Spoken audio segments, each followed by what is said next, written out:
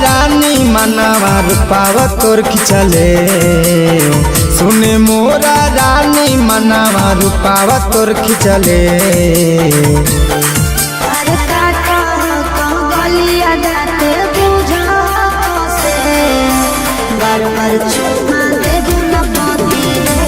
अच्छा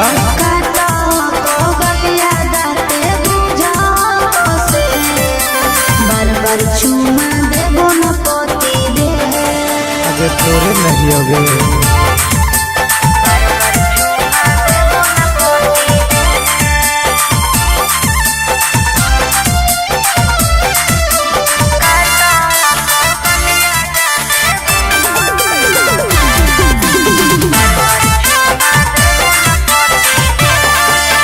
बिना सटल हमारा रानी लगा हो ना मन आवा।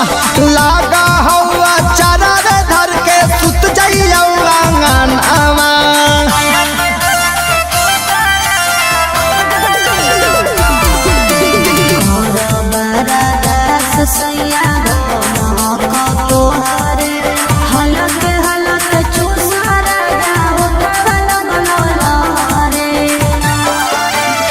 झारो हॉकी के सिया धानी दिलावा लूटले।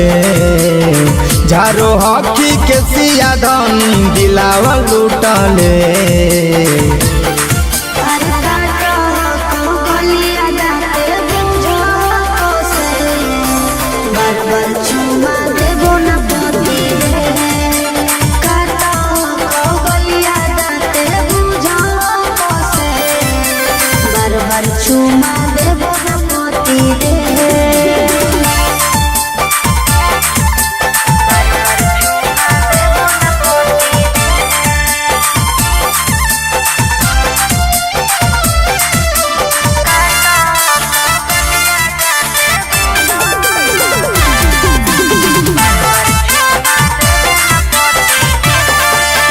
चलो ही आंगनावा छम छम बाजो गोड़ के पायल।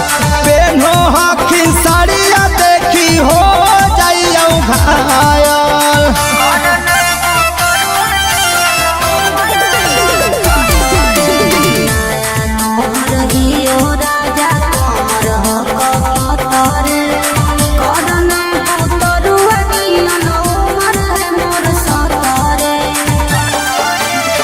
राम निवास राहुल रावण के लगो ही मीठा में। राम निवास राहुल रावण के लगो ही मीठा में।